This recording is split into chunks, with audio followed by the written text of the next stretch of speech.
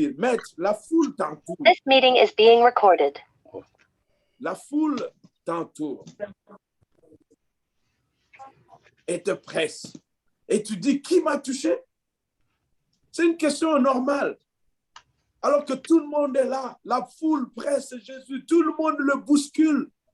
Mais Jésus pose une question particulière. Et c'est cette question particulière que nous allons étudier aujourd'hui. Qui m'a touché? Mais Jésus répondit, il répond maintenant à cette question de Pierre ou ce tourment de Pierre qui pensait que c'était impossible parce qu'il y avait beaucoup de gens qui touchaient Jésus. C'était impossible de savoir qui l'a touché. Jésus répondit, quelqu'un m'a touché. Et comment je le sais? Car j'ai connu qu'une force est sortie de moi.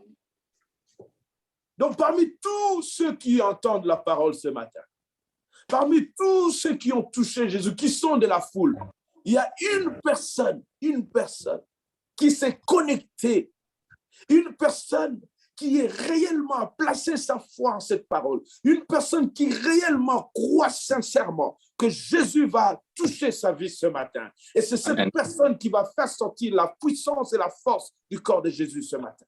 Amen. Amen. Si tu es là et que c'est toi, dis Amen ce matin. Amen. Amen. Une seule personne parmi toute la foule. Alléluia. Oh, j'aimerais croire qu'il y en aura plusieurs à Livingstone Christian Church qui ce matin vont Amen. toucher Jésus afin que la force sorte de Jésus pour Alléluia. transformer ta vie ce matin. Amen. Quelqu'un m'a touché car j'ai connu qu'une force est sortie de moi. La femme, se voyant découverte, vint toute tremblante et se jeta à ses pieds et déclara devant tout le peuple pourquoi elle l'avait touché et comment elle avait été guérie à l'instant. Jésus lui dit, ma fille, ta foi t'a sauvée, va en paix. Elle est venue chercher la guérison. Mais Dieu a donné au-delà de la guérison. Dieu a donné le salut. Amen. Et le salut inclut la guérison. Amen. Oh, quel Jésus nous avons, quel bon Dieu nous avons. Lui qui connaît réellement les besoins que nous avons. Tu viens chercher la guérison, mais il te donne le salut. Le grand paquet qui inclut la guérison. Amen. Tu viens pour ton problème, mais il te donne le salut qui inclut même ton problème. Alléluia. Ça, c'est ce que Dieu promet aujourd'hui à Livingstone Christian Church. Ce matin, c'est ce que Dieu promet à quelqu'un. Amen. Il promet de résoudre ton problème. Mais au-delà de ton problème, il te donne le salut. Amen. Sois sauvé, ma fille, et va en paix. Amen. Comme il parlait encore, survint de chez le chef de la synagogue, quelqu'un disant, ta fille est morte, n'importune pas le maître. Mais Jésus, ayant entendu cela, dit au chef de la synagogue, ne crains pas, crois seulement, et elle sera Sauvé. sauvée. Le chef de la synagogue cherche la résurrection de sa fille. Jésus donne au-delà de la résurrection de la fille, le salut en Jésus-Christ.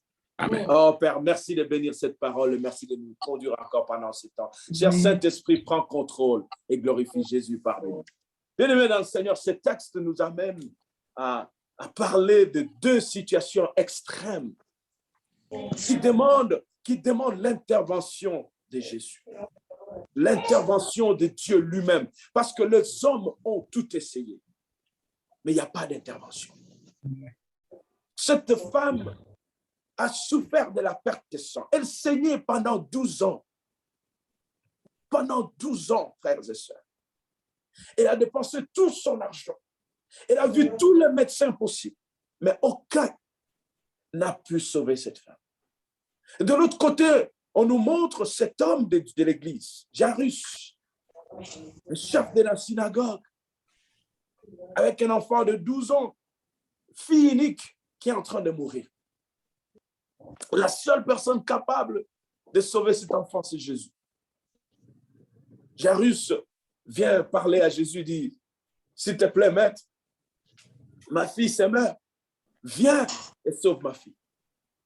Pendant qu'ils sont en chemin, frère, pendant que toi, tu es en urgence, l'ambulance vient chercher, le cas de l'ambulance Maintenant, en route, il y a encore un autre problème qui fait que l'ambulance doit s'arrêter. Toi qui étais dans l'ambulance en premier, tu vas dire quoi? Mais on va d'abord, mon cas est urgent. N'est-ce pas? Les cas de Jairus, Jésus est en chemin pour aller sauver sa fille. Mais s'interpose sur le chemin cette femme. Jésus s'arrête. Donc, le cas de Jairus devient moins urgent, si vous voulez, par rapport au cas de la femme. Jairus, chef de la synagogue, connu de tous. La femme, personne ne connaît même son nom. On l'identifie à son problème. La femme a la perte de sang. Elle n'est pas connue, frères et sœurs.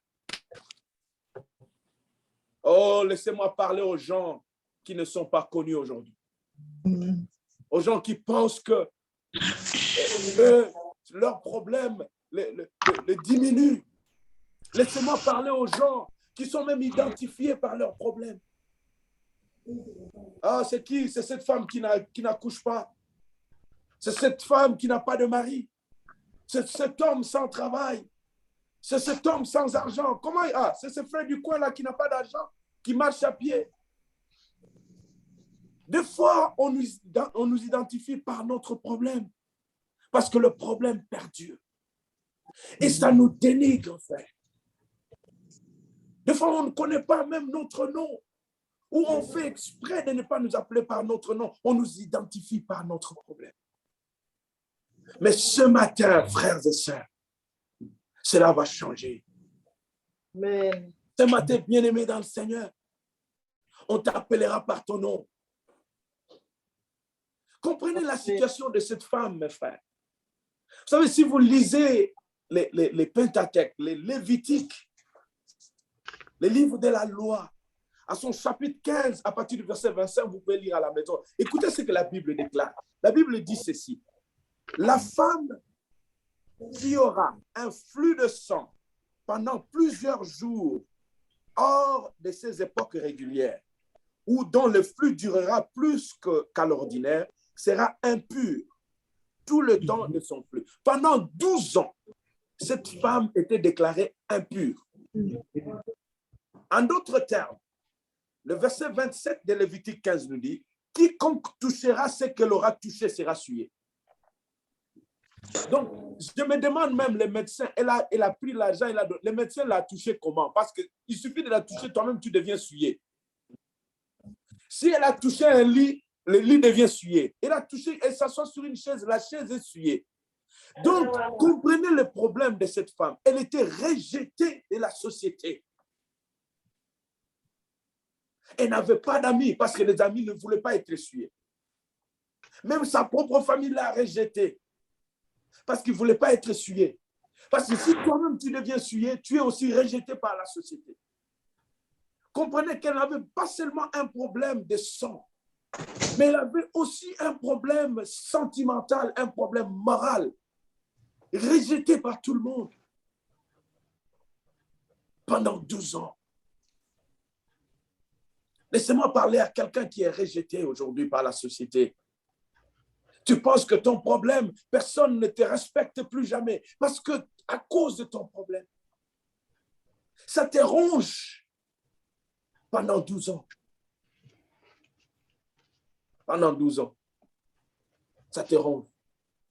Tu es rejeté. Même plus grave, on t'appelle par ta situation.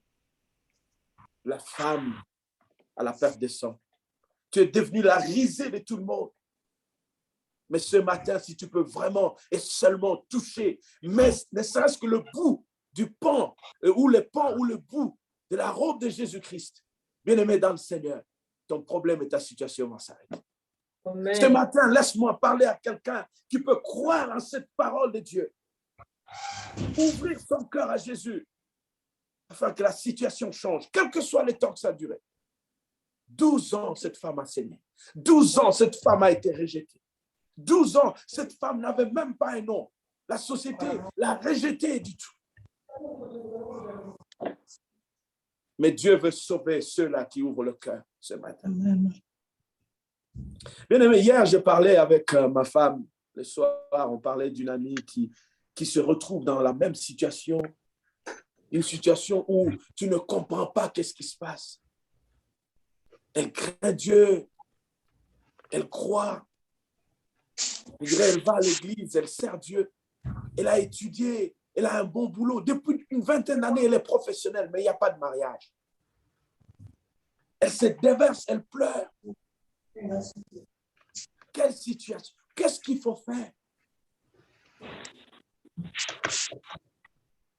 Alors, des théories, des choses. Non, peut-être que ma femme dit, mais même s'il y a eu des pactes des parents, mais Dieu est plus grand. Pourquoi elle sert Dieu? Mais qu'est-ce qui se passe?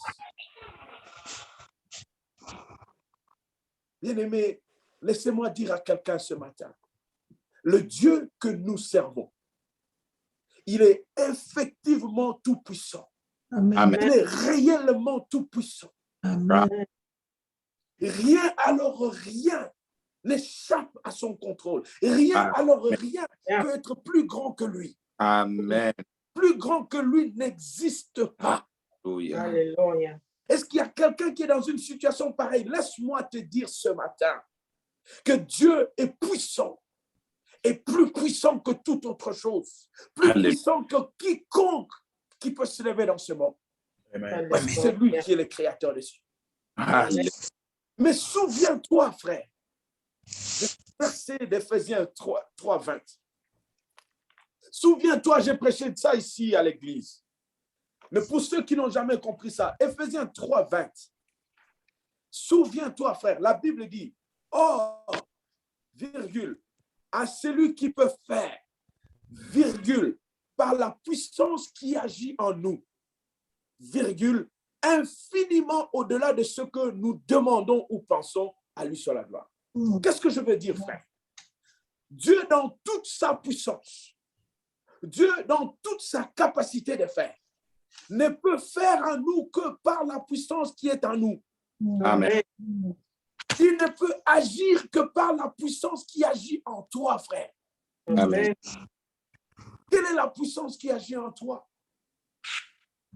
Parce que celui qui est plus fort, c'est celui qui est en nous. Amen. Qui est en toi, frères et sœurs? Qui est en toi? Écoutez, 1 Jean 5, 4 nous dit encore, frère, que tout ce qui est né de Dieu triomphe du monde. N'est-ce pas? Tu es Yes. enfant de Dieu, oui. Dieu t'a donné la capacité de triompher du monde. Tu Amen. es chrétien, tu crois en Dieu. Dieu te donne la capacité de triompher le monde. Et cela inclut ton problème, le problème qui te terrasse maintenant. Tu en as la capacité. Mais cette capacité-là n'est déclenchée que par la victoire. Et Dieu dit, la victoire qui triomphe du monde, c'est quoi? C'est notre foi. Est-ce que quelqu'un m'entend ce matin? Amen. Dieu est tout puissant et aucun problème ne peut dépasser Dieu. Amen. Dieu ne peut agir que par la puissance qui est en nous. Celui qui est en nous, qui est plus fort que nous, c'est Jésus-Christ, frères et sœurs. Amen. Amen. La parole en nous. 1 Jean 5, 4 nous dit que tout ce qui est né de Dieu triomphe du monde. Parce que quand tu es né de Dieu, Dieu donne, il s'installe en toi. Mais maintenant, le problème, c'est qu'il faut que cette victoire qui triomphe du monde soit le fait que tu crois à la parole qui est en toi. Jésus-Christ est la parole. Amen. La foi, c'est quoi, frères et sœurs? La foi, c'est croire que celui qui est en toi, quand il dit quelque chose, c'est vrai. Ne doute pas.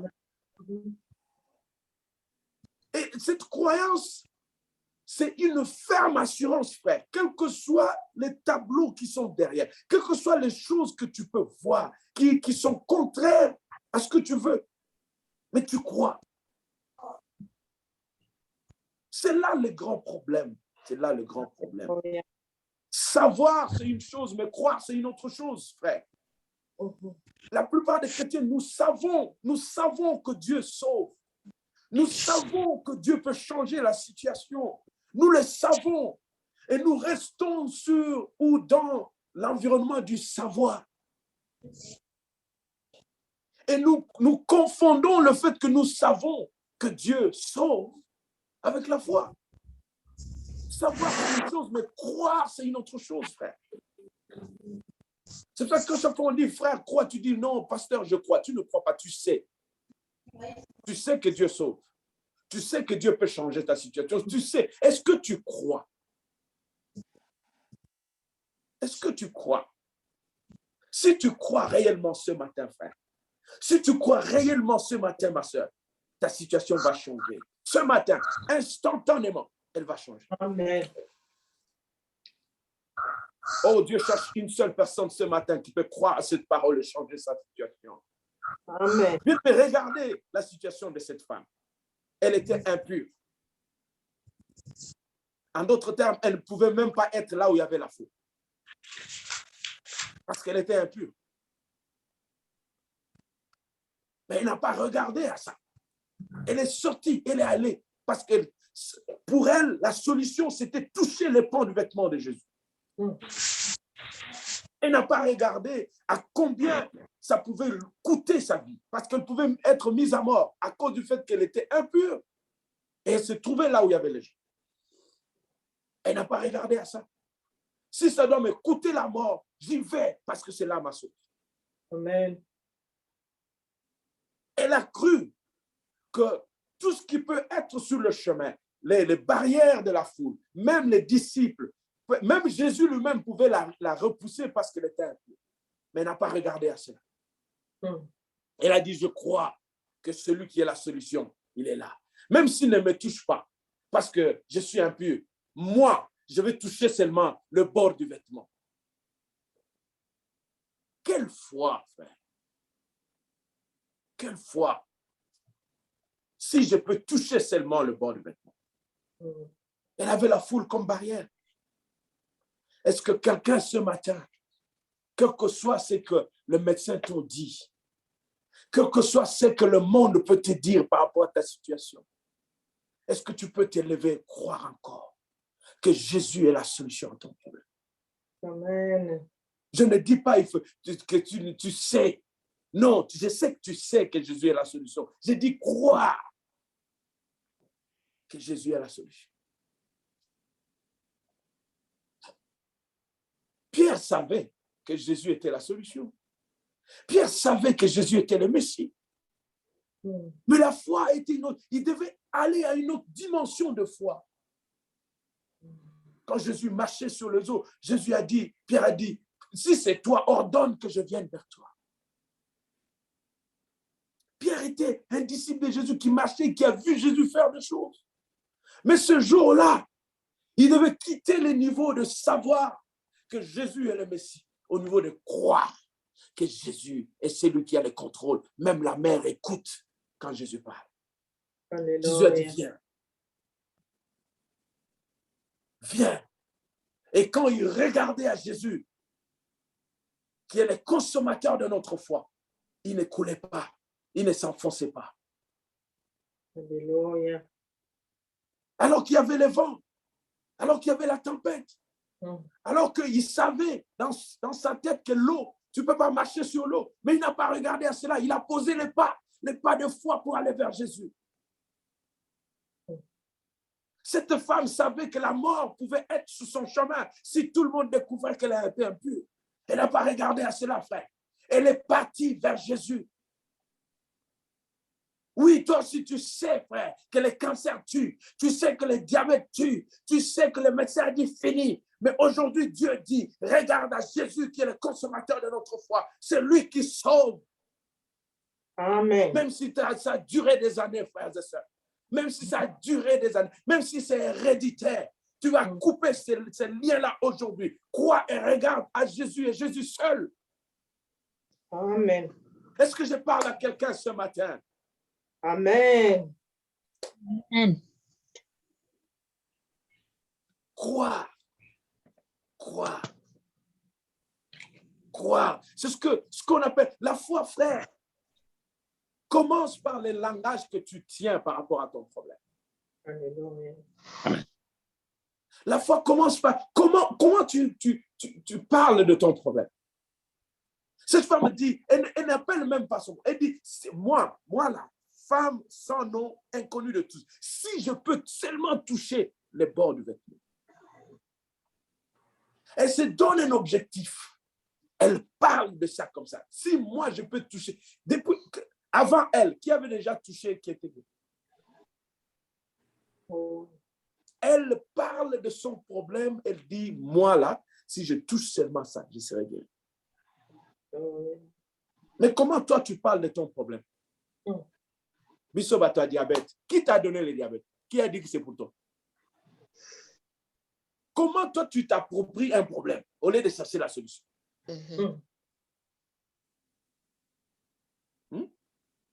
Oh, nous les diabétiques, Oui, tu veux rester diabétique, c'est pour ça que tu t'appelles diabétique.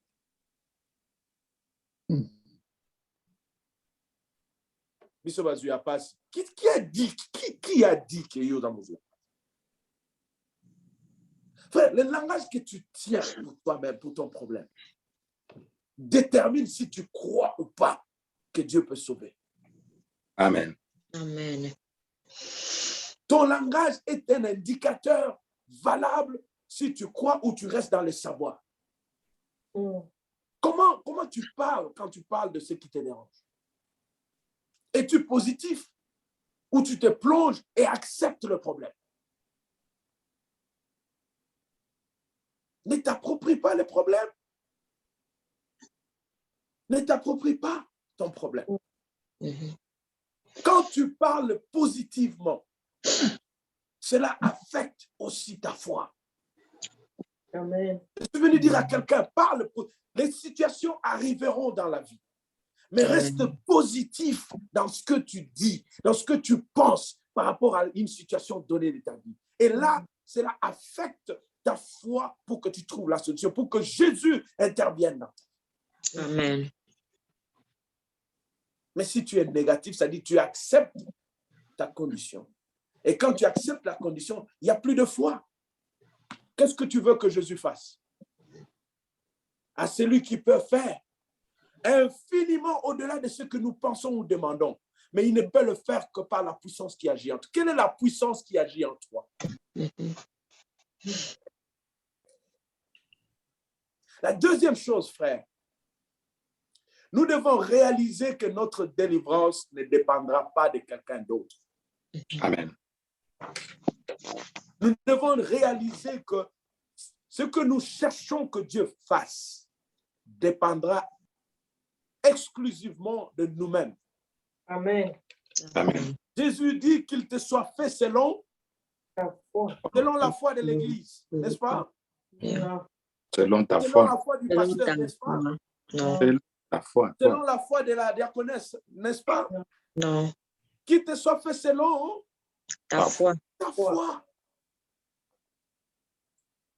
Qu'il te soit fait selon ta foi. Tout ce que nous faisons, frère, les prédications, les exhortations, même le message de ce matin, frère, c'est pour stimuler ta foi, frère.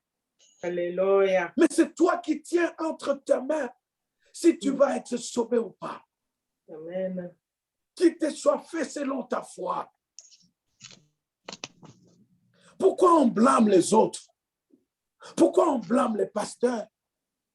Dans cette église-là, il n'y a pas d'onction. Quelle onction tu cherches? Qu'il te soit fait selon ta foi. Est-ce que toi, tu as la foi? Est-ce que tu crois? Tu sais, être dans l'environnement des choses de Dieu, c'est une chose. Mais croire, c'est une autre chose. Amen. C'est toi qui as entre tes mains le destin de ta vie. Moïse dit et demande à Dieu, comment Pharaon saura que toi tu m'as envoyé? Dieu lui dit, qu'est-ce que tu as entre tes mains? Jette les bâtons que tu as entre tes mains. Arrête les excuses, frère. Arrête les excuses. Cette femme pouvait, en regardant sa situation, Elle pouvait peut-être dire, je vais même appeler quelqu'un qui passe, qui ne va pas me toucher parce que je suis un peu dit, va dire à ce Messie-là, à Jésus, que moi je suis ici depuis 12 ans. Va parler pour mon compte à Jésus. Mais non, elle a pris ces choses en main elle-même. Elle est sortie malgré sa situation. Elle a cru que parce que c'est Jésus, on ne va pas me tuer à cause de mon impureté. La foule ne va pas m'empêcher parce que je vais toucher les pans du vêtement de Jésus. Espérant contre toute espérance. Elle est sortie. Elle a dégagé la foule. Elle est allée là où il y avait Jésus pour toucher les pans du vêtement. Quand Jésus dit qu'une force est sortie de moi, frère, lui qui est le consommateur de notre foi, c'est-à-dire qu'il a vu la foi de cette femme. Amen. Qui n'était pas comparable aux gens qui suivaient la foule, le yengue. Donc, combien il y a nombreux dans l'église qui sont de la foule? Amen. Qui suivent juste par habitude. On vient à l'église par habitude. On est habitué à venir à l'église. Frère, on vient à l'église parce qu'on doit s'attendre à ce que Dieu fasse quelque chose dans notre vie. Amen. Pas parce que c'est une habitude de venir à l'église. Pas parce que c'est une habitude que chaque dimanche à 10h, on doit se connecter au Zoom. Qu'est-ce que tu attends de Dieu?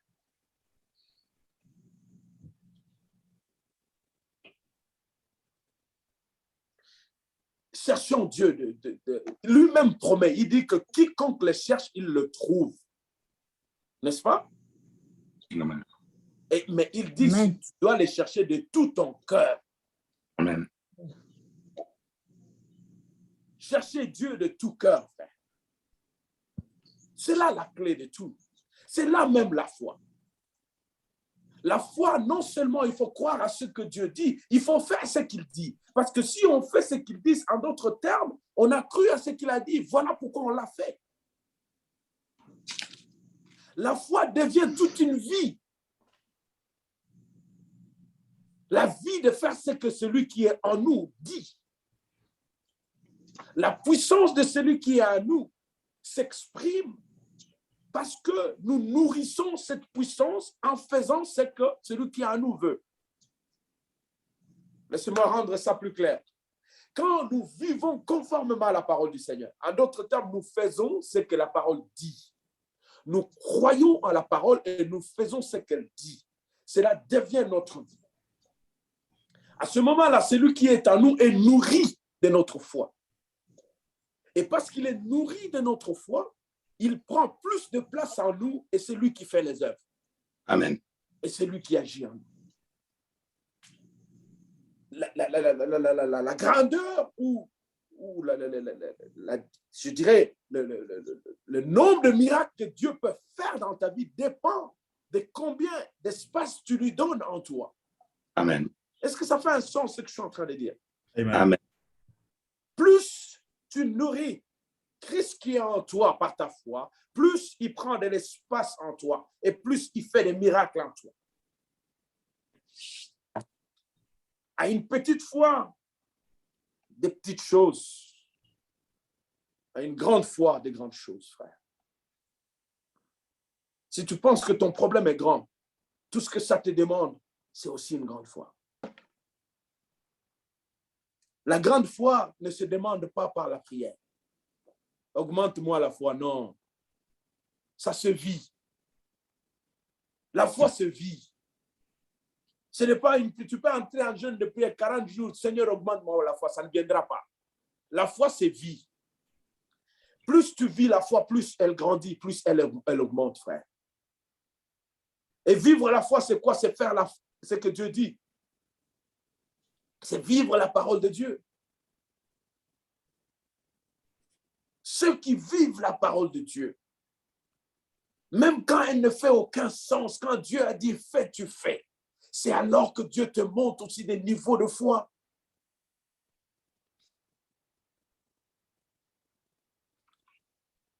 Ça dépend de nous, frère.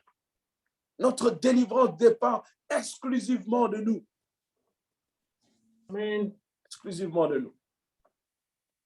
Le troisième point, nous tombons dans l'habitude de croire qu'il suffit d'être autour de Jésus, et la situation va changer. Il y avait la foule qui était autour de Jésus. Vous pensez que dans cette foule-là, il n'y avait pas de gens qui avaient des problèmes? Mais on n'en parle pas. Et nous tombons dans cette habitude-là, frère, de croire qu'il suffit d'être à l'église. Il suffit de servir dans un département. Il suffit de faire ceci, la vie va changer. Non, frère. Non. Tu vas jouir de ce que Dieu donne généralement à ceux qui le craignent, à ceux qui marchent. Mais quand il faut des choses qui changent, comme des cas de cette femme, comme ton cas, des cas extrêmes, frères et sœurs, il faut toucher Jésus. Amen. Il faut toucher Jésus pour que ça change. Il faut toucher Jésus. Quand la foule pressait Jésus, la femme était là aussi en train de presser Jésus, mais elle pressait en cherchant un vide pour entrer là où il y a Jésus. Parce qu'elle avait compris que presser Jésus ne suffit pas. Être seulement là où il y a Jésus ne suffit pas. Il faut que moi, je touche. Il faut que moi, je touche. C'est bien d'être à l'église. C'est bien d'être là aujourd'hui pendant le Zoom. Mais as-tu réellement soif et faim que ta situation change? Tu as réellement soif d'être sauvé, d'être guéri, que les portes s'ouvrent? Tu as réellement soif? J'aime Jésus, hein? Jésus est très bien. Et regardez, bien aimé, est-ce que tu as réellement besoin? Ça paraît une question qui est bizarre, ok? Quand quelqu'un est dans une situation, tout le monde, c'est visible, tout le monde voit qu'il a besoin d'être sauvé. Mais Jésus vient poser la question. Vous savez, dans Jean 5, hein, vous connaissez l'histoire de cet homme qui était couché pendant 38 ans, qui attendait la guérison à la piscine de Bethesda, n'est-ce pas? Tout le monde connaît, non? Mais vous pouvez lire ça à la maison. Jean 5, à partir du verset 6. Verset 6, Jésus, la Bible dit ceci, verset 6. Jésus, l'ayant vu coucher et sachant, écoutez, regardez ce que je dis. Jésus, l'ayant vu coucher et sachant, donc Jésus savait qu'il était malade depuis longtemps. Sachant qu'il était malade depuis 38 ans. Qu'est-ce que quelqu'un qui est malade depuis 38 ans, de quoi il a encore besoin? Il a besoin de la guérison, n'est-ce pas? Mm-hmm. Jésus savait, et sachant qu'il était là depuis très longtemps, lui dit, veux-tu être guéri? Ah, Jésus. Est-ce que ça ne saute pas aux yeux que je veux être guéri? Ça ne saute pas aux yeux. Frères et sœurs, c'est là le problème de nous les chrétiens. Nous pensons que ça saute aux yeux de Dieu. Dieu sait que tu es dans une situation. Il sait que ton problème nécessite une délivrance, nécessite la guérison. Mais Dieu te pose la question ce matin. Veux-tu être sauvé de ton problème? Veux-tu être sauvé? Veux-tu être guéri? Veux-tu avoir la solution à ton problème? Ça dépend de toi, frère. Est-ce que tu as réellement cette faim, cette soif d'être sauvé? Si oui, exerce ta foi. Si oui, exerce ta foi. Ne reste pas juste dire, bon, lui-même, Dieu, il sait. Dieu sait, oui, mais toi, est-ce que toi, tu veux?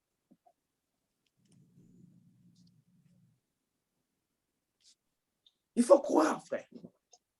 Il faut confesser sa victoire. Il faut croire.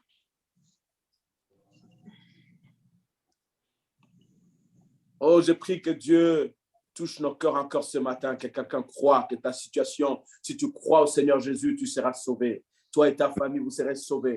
Mais qu'il te soit fait selon ta foi, mon frère. Qu'il te soit fait selon ta foi, ma soeur. Que ce matin, alors que tu crois cette parole, tu dis à Jésus, j'ai soif que la situation change. J'ai soif que mon problème trouve sa solution. Amen. Oh, je prie, mon Dieu, que ceux qui croient en cette parole, qui croient que quel que soit ce que le monde te présente, mais toi, tu crois que Jésus va sauver. Jésus va te sauver. Dieu, frères et sœurs, veut manifester sa gloire avec toi. Il veut manifester sa gloire là où tu es, mais il veut le faire avec toi. Regardez, Jésus, vous pensez quand Jésus a dit qui m'a touché, vous pensez réellement qu'il ne savait pas qui l'avait touché? Si. Jésus savait que c'était cette femme qui a touché. Mais Jésus voulait manifester sa gloire avec le témoignage public de cette femme. Qui m'a touché?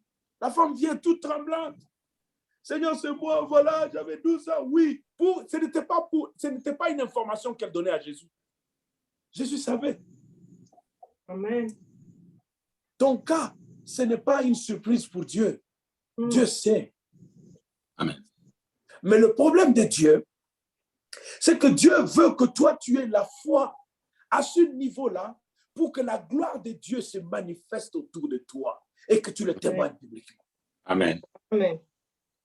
Est-ce que tu es prêt à rendre gloire à notre Dieu par ton problème? Amen. En d'autres termes, amener ta foi au point que Dieu te délivre et le monde autour de toi voit que réellement ton Dieu est vivant et il agit. Amen.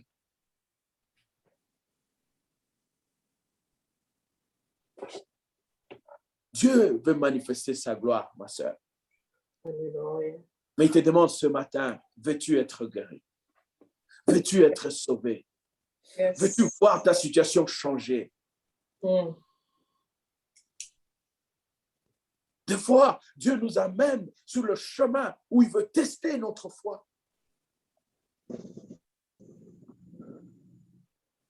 Il veut tester notre foi. Naaman le Syrien va, on lui dit, bon, va te jeter cette fois dans les jours. Il dit, non, est-ce que chez moi, il y a en Syrie, là-bas, il n'y avait pas de rivière?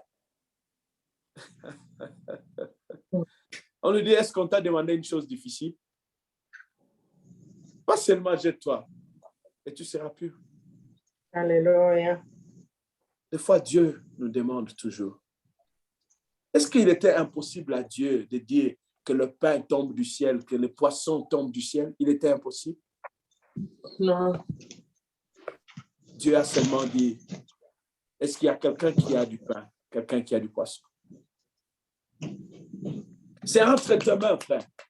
Des fois, Dieu va demander que tu mettes à sa disposition ce que tu as. Ton temps, tes biens, pour qu'il agisse. Mais il n'en a pas besoin. Il veut juste tester ta foi. Il veut juste tester ta foi. Je vous raconte tout le temps cet exemple. Mon exemple, à 1 mois de mon mariage, 1 mois du mariage, Dieu dit, prends tout ce qui est dans le compte, donne à Dieu. Mais entre nous, les hommes, ça c'est une tentation, non? Vous savez combien de mois j'ai fait pour épargner ça? Hein, Dieu? Mais Dieu dit, prends et donne. Mais est-ce que Dieu ne savait pas que j'avais mis peut-être 1 année pour épargner ça? Mais quand il me dit de donner, mais il faut croire que ce même Dieu qui dit donne, il est le même qui pouvoir.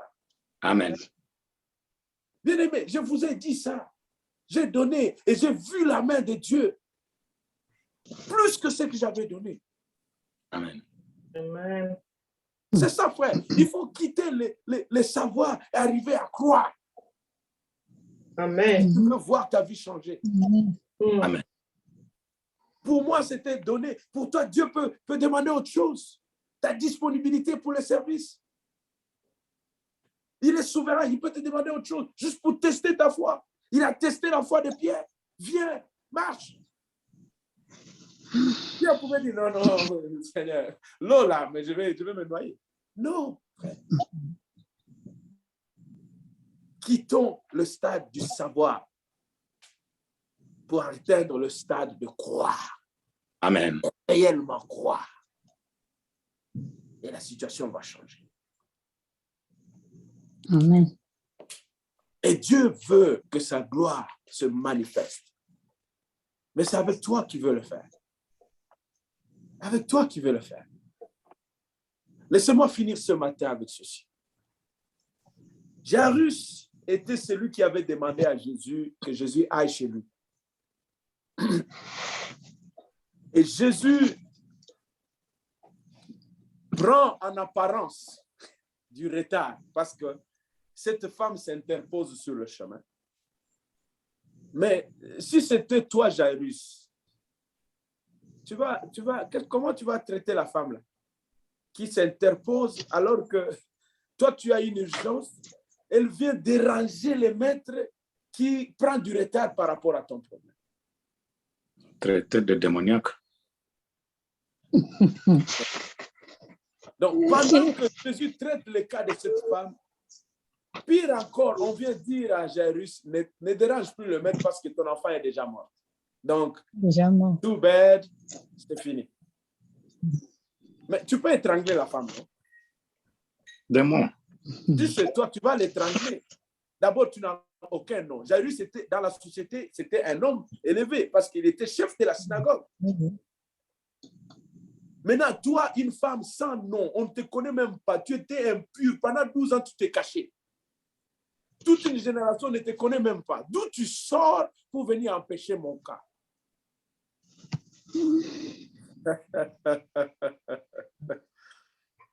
Laissez-moi dire à quelqu'un qui veut l'entendre ce matin que Jésus n'a jamais été en retard.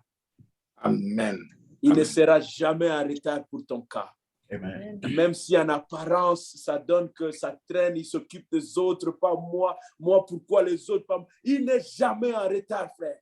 Il ne sera jamais en retard, ma sœur. Il est le maître des temps et des circonstances. Il connaît le moment pour toi, il connaît le moment pour les autres. Alors, s'il est en train d'agir avec les autres, adore, acclame et bénis Dieu. Parce que juste après l'autre, ça sera ton tour. Amen. Amen. Ça sera ton tour. Juste après le voisin, juste après la personne que tu dénigres, juste après la personne qui n'a pas de nom. Pourquoi elle? Moi d'ailleurs, je fais ceci à l'église. Moi, je donne ceci à l'église. Elle, on ne la voit même pas. Elle ne vient même pas à l'église. Comment Dieu intervient par moi? Elle n'est même pas belle. Comment elle va avoir le mariage? Moi qui suis belle, comme ça, je me fais belle tout le temps. On ne me voit pas.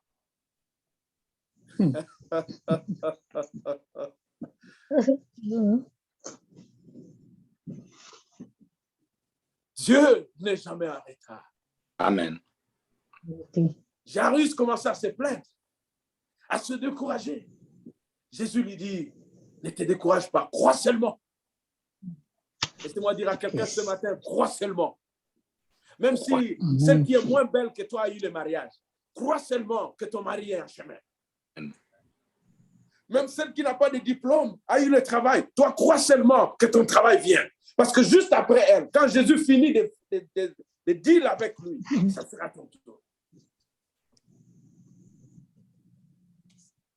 Est-ce que quelqu'un ce matin peut croire à cela? Amen. Que Dieu n'est jamais... Il n'y a rien qui surprend Dieu. Même quand il s'occupe de quelqu'un d'autre, acclame-le, bénis-le, honore-le. Il n'a pas oublié ton problème. Il n'a pas oublié ton problème. Oh mon Dieu, mon Dieu. Merci. Dieu dit à Caïn, quand Dieu a approuvé l'offrande d'Abel, il dit à Caïn, si tu te comportes bien, si tu relèves ta tête, j'approuverai aussi ton offrande. Garde-toi de ne pas faire le mal. Pendant que Dieu bénit quelqu'un d'autre, garde-toi, mon frère, garde-toi, ma soeur, de ne pas murmurer, de ne pas nourrir la haine, de ne pas nourrir le mal dans ton cœur. Agis Amen. bien et Dieu Amen. approuvera aussi ton offrande. Alléluia. Agis bien.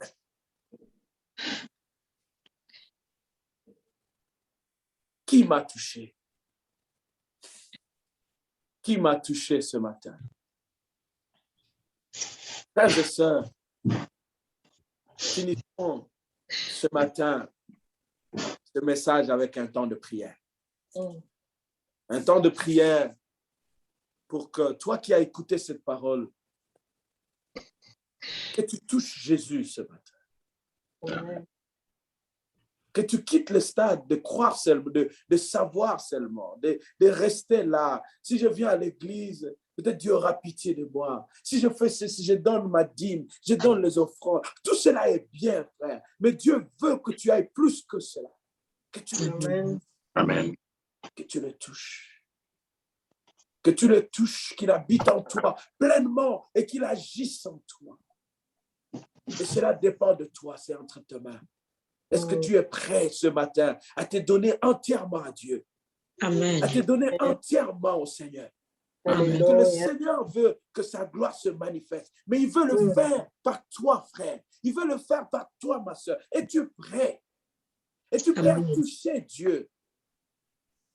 C'est ce que j'appelle toucher Dieu. C'est s'offrir à Dieu, frère. C'est ouvrir sa vie, son corps, son tout au Seigneur, que le Seigneur vienne habiter en toi.